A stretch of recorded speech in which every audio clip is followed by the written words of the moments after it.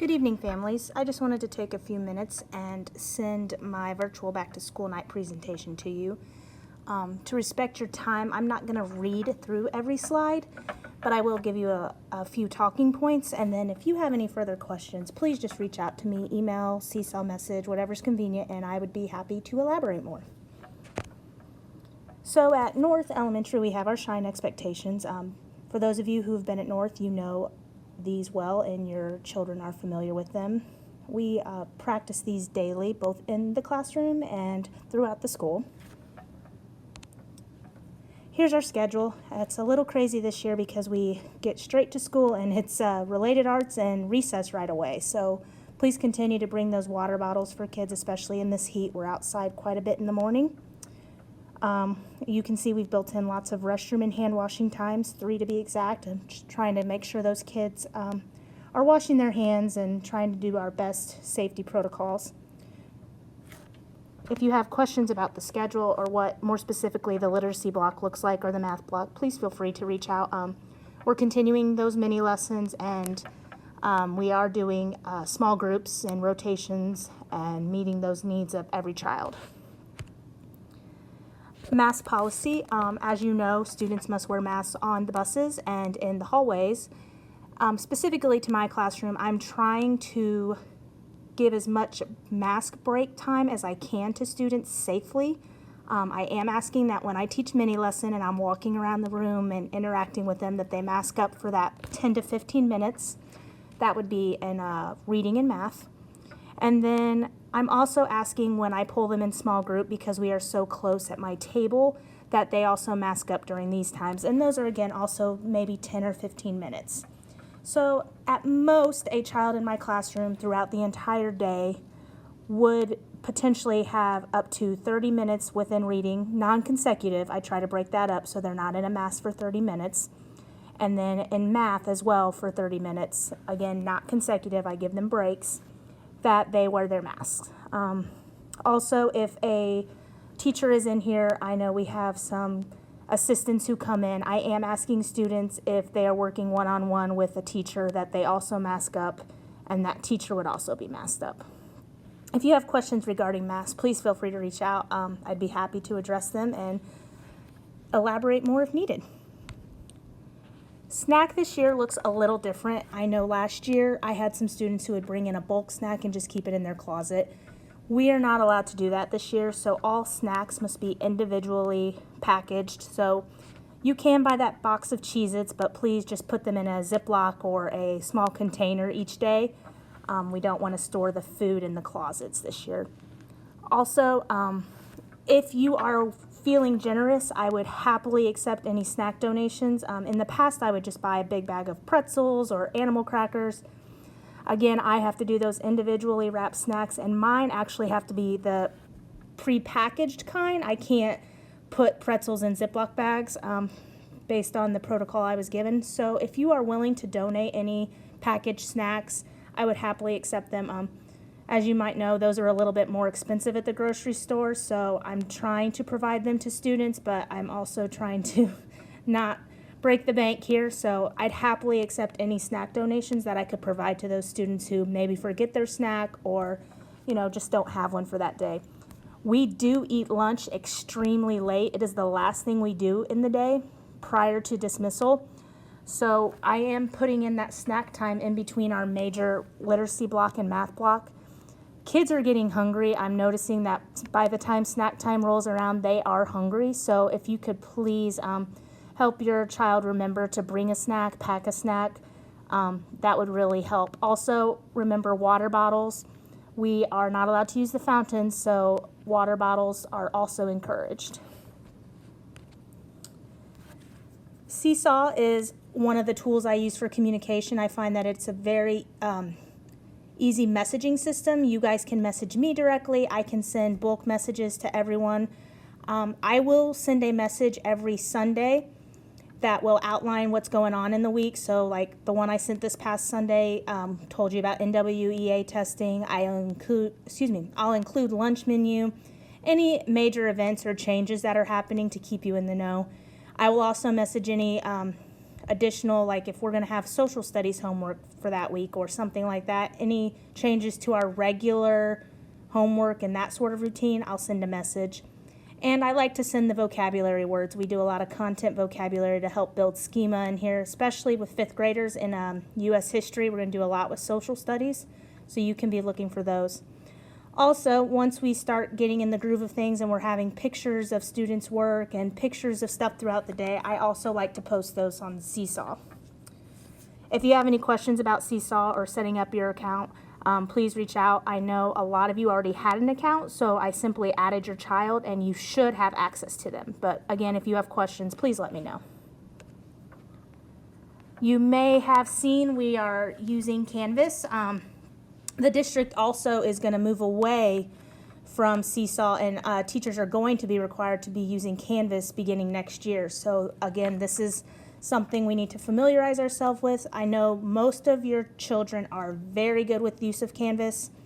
I post assignments on Canvas.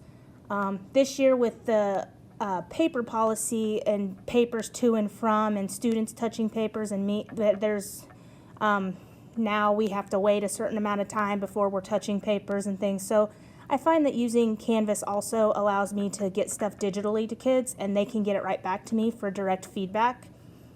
We will use Canvas throughout the year for assignments. I also post under attendance. There is a calendar. The lunch choices are always there.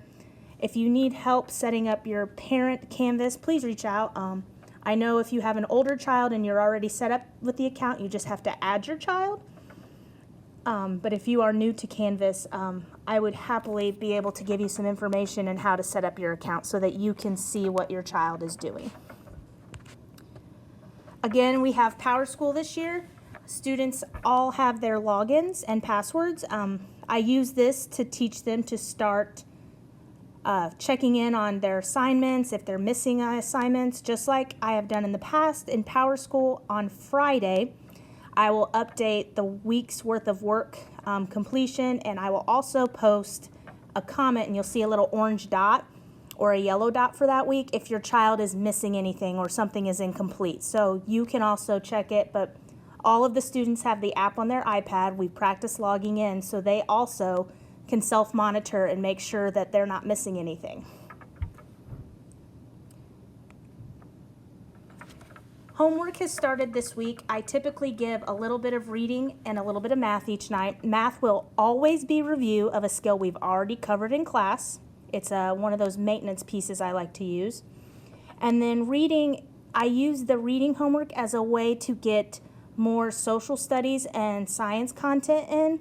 Students are typically reading about something we're learning about. So for example, this week you'll notice they're reading a lot about geography. We are diving into the United States regions right now. So they are reading about that to build some schema so that when we have our social studies time, they already have some background and we can have really rich conversations. You will also notice they are probably talking about their states and capitals. We have started the Midwest this week. They have flashcards and a couple of digital tools to help them study. I will give them a practice quiz on Friday of this week and we'll see how far they've come. And then next Friday, so a week from this Friday, they will take the actual test over the Midwest, states and capitals. They'll need to be able to locate them and tell me the states and capitals. I don't count spelling. It's not a spelling test as long as I can tell which state they're trying to spell and which capital. It's got to be close, but again, it's not a spelling test. I'm just testing their location ability of these states we're learning about and the ability to tell me their capitals.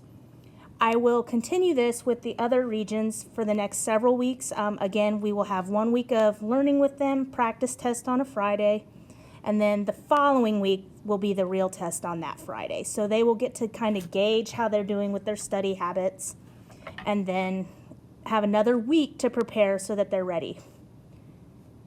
Again, there may be occasional homework in other subject areas. I will do my best to communicate that. Again, in that Seesaw message, you can check that. I do post all homework for the entire week by Sunday night in Canvas. So if a student knows, oh my gosh, I have cheer practice and dance, or I have a football game, They have the ability to access all of their homework beginning Sunday night for the entire week. As long as I get it all turned in by Friday, again, that is just fine. I know life gets hectic and busy and schedules, so I try to do my best to have it all there Sunday night for both reading and math so that a student can work at their own pace. Additionally, I provide each student 10 minutes at the end of my reading block and 10 minutes at the end of my math block to start their homework so that if they have any questions, they can ask me. Some of you may be noticing your child is saying, my homework is done. That could be why. If they are a whiz at math and they are just getting through that homework, that could be why they don't have any to do that night. But I would encourage you, if you're concerned or you want to check their work, ask them to pull out their iPad and take a look at what they've done.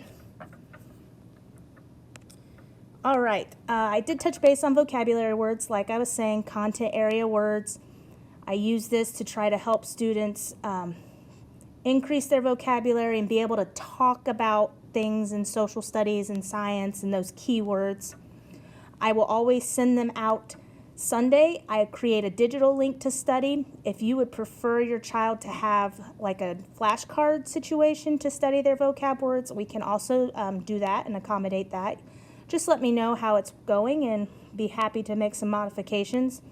We go over the vocab words in class. We use them in sentences. We talk about them in a visual context. We talk about them with our social, like right now we're doing geography terms, so we're tying them into our social studies and our history talks. But yes, I use these words just as a way to enrich those conversations and help students better understand those topics we're discussing. All right, I know I just said a lot. Feel free to go over the slides. If there's something on here that I did not discuss and you really, have some burning questions, please feel free to reach out at any time. I will get back to you as soon as possible. We are off to a great start in room 210. It's just been wonderful to see the kids coming in and they're back in the swing of things and they're happy and just enjoying time together. It's been really, really nice to see their faces. And hopefully you are feeling at ease with the process. If you have questions about cleaning or anything in my classroom, just let me know. We are cleaning. I clean every morning. The custodians clean at night. We Clorox wipe our desks and chairs. We have our hand sanitizer. The kids have gotten really good at, we know when and when we don't have to put masks on. So yeah, off to a wonderful start. If you have questions ever, please reach out to me. I hope this message finds you well and have a great evening.